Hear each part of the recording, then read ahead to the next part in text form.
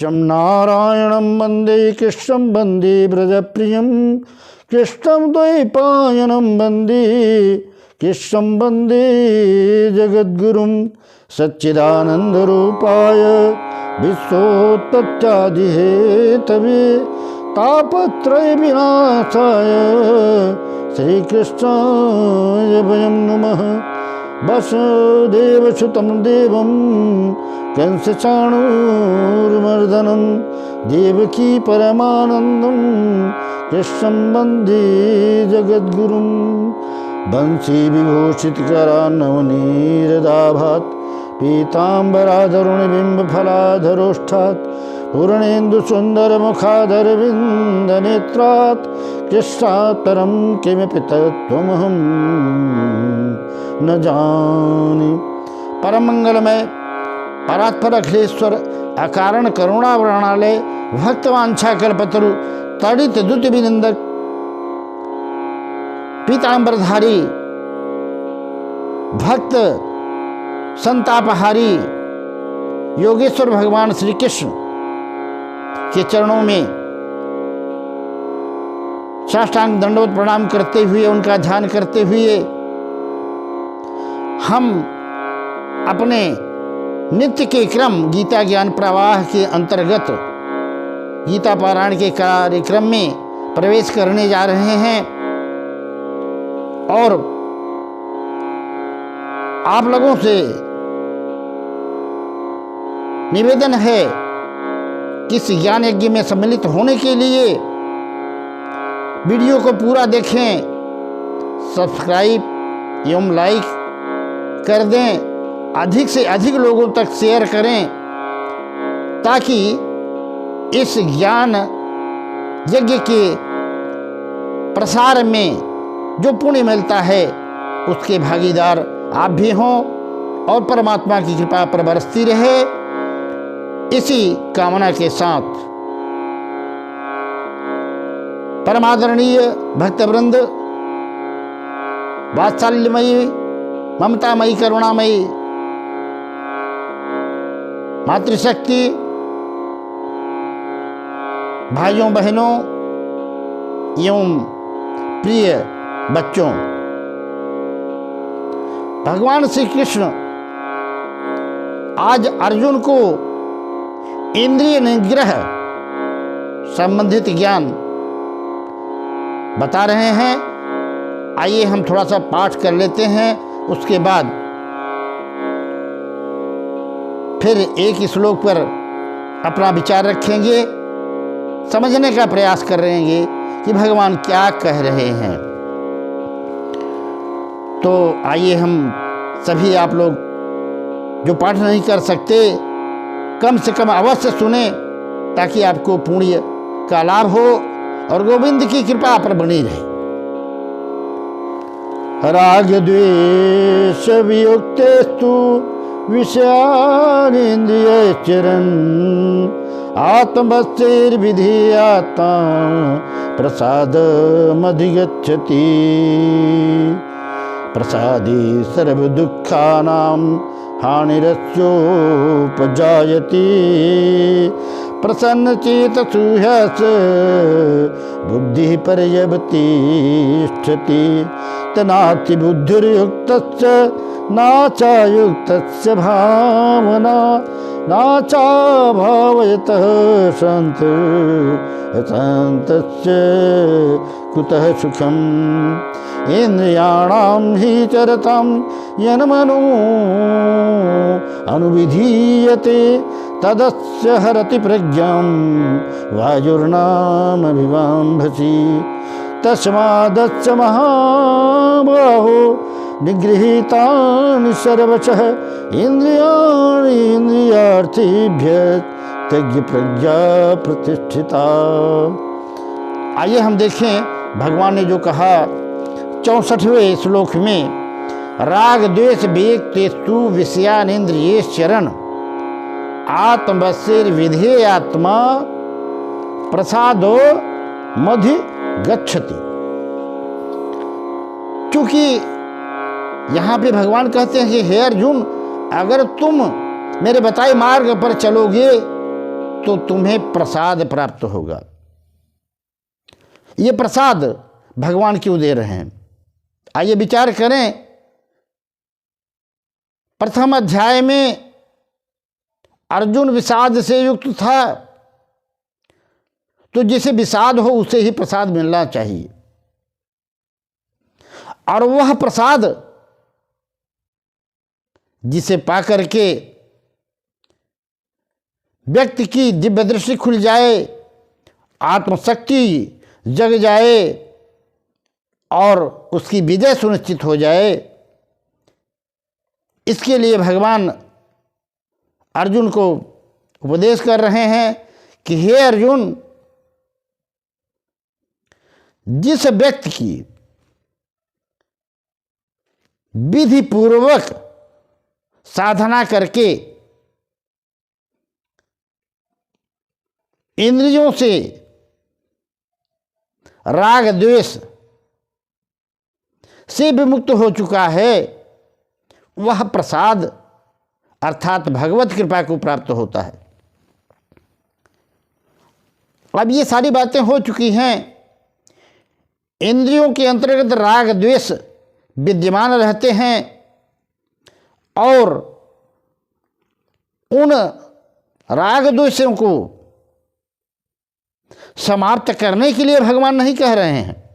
अभी तक तो कहा था कि विषयों से मन को हटाओ, नहीं तो प्रणशति अर्थात आपका नाश हो जाएगा, आपका पतन हो जाएगा। पर यहाँ पर भगवान क्या कहते हैं कि जिस व्यक्ति की विधि पूर्वक साधना करके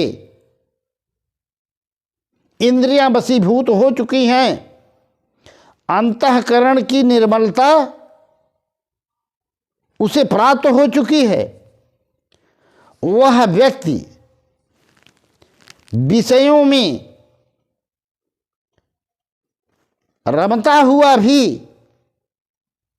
बंधता नहीं है। क्यों? इंद्रियों का स्वामी है मन, और जब तक हम अपने मन को कंट्रोल करके इंद्रियों को बस में नहीं कर लेते, तब तक मन हमें नीचे गिराता रहेगा। उसी बात को भगवान यहाँ कहते हैं, जिसका मन बस में हो गया है, जिसने इंद्रियों पर विजय प्राप्त कर ली है। ये बड़ी समझने की बात है। 10 इंद्रियां हैं, 5 ज्ञानेंद्रियां, 5 कर्मेंद्रियां, पर ये जो ज्ञानेंद्रियां हैं ये कर्मेंद्रियों से श्रेष्ठ हैं। इन्हीं की प्रेरणा से ये कर्मेंद्रियां कार्य करती हैं, और इनसे भी ऊपर है मन। वो चाहे ज्ञानेंद्रियां हो चाहे कर्मेंद्रियां हो, जब तक उनके साथ मन संयुक्त नहीं होगा तब तक तो न विचार होगा न कार्य होगा। आप अच्छी तरह जानते हैं ज्ञानेंद्रियों कर्मेंद्रियों का जो कर्म होता है, परंतु हमें मूल सिद्धांत पर वापस आना है। इंद्रियों को वश में करने के लिए अभ्यास की जरूरत पड़ती है। मन का निग्रह करना अत्यंत आवश्यक होता है।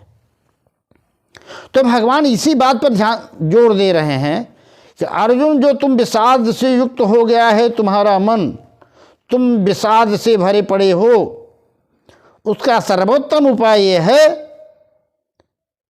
कि अपने इंद्रियों को वश में करो। और इंद्रियों को वश में करने के लिए सबसे पहले मन को वश में करना पड़ेगा। इसीलिए भगवान कहते हैं विधेय आत्मना, जो विधि पूर्वक अर्थात नियम पूर्वक साधना की विधि को समझ कर लेता है, वह मन पर विजय प्राप्त कर लेता है। और तब ऐसी अवस्था में इंद्रियां कुछ भी कर रही हैं, वह अपने स्वरूप में मस्त रहता है। फिर इंद्रियों का आचरण राग द्वेष समाप्त हो जाता है, और स्थित प्रज्ञ की श्रेणी में पहुंच जाता है और उसे भगवत प्राप्ति हो जाती है।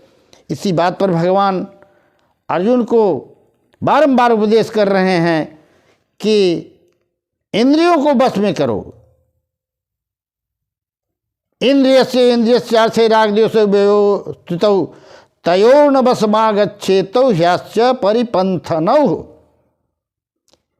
यानी हमको अगर जीवन में सफल व्यक्ति होना है,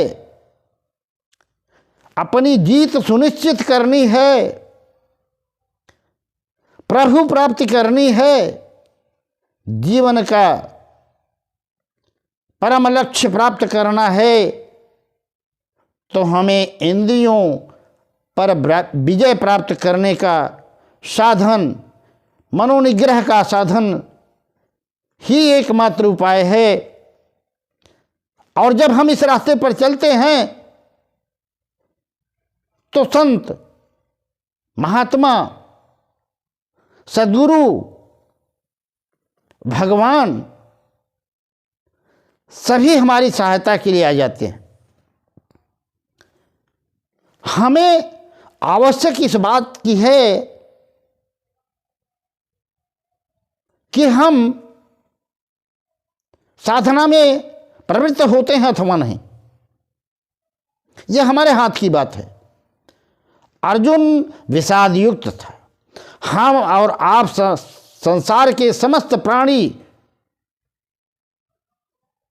विषाद में डूबे हुए हैं। महाराज किसी से भी पूछ लो, संसार में कौन सुखी हो गया है? सबको कुछ न कुछ दुख है, और हमें दुख भी मिलता है अपने कर्मों से, सुख भी मिलता है अपने कर्मों से।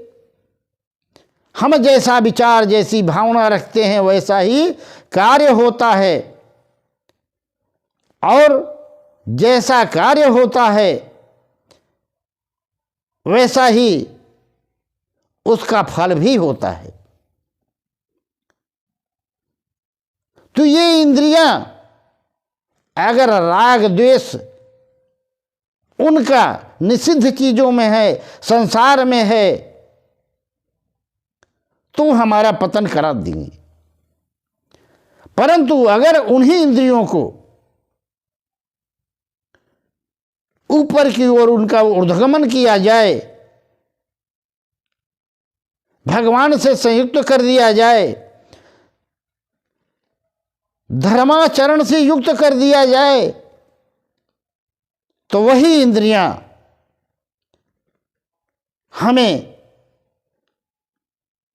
कल्याण का साधन बन जाती हैं। इसलिए मित्रों, बार बार अनुरोध है कि इस गीता ज्ञान को हृदयंगम करते हुए आज से ही संकल्प ले लें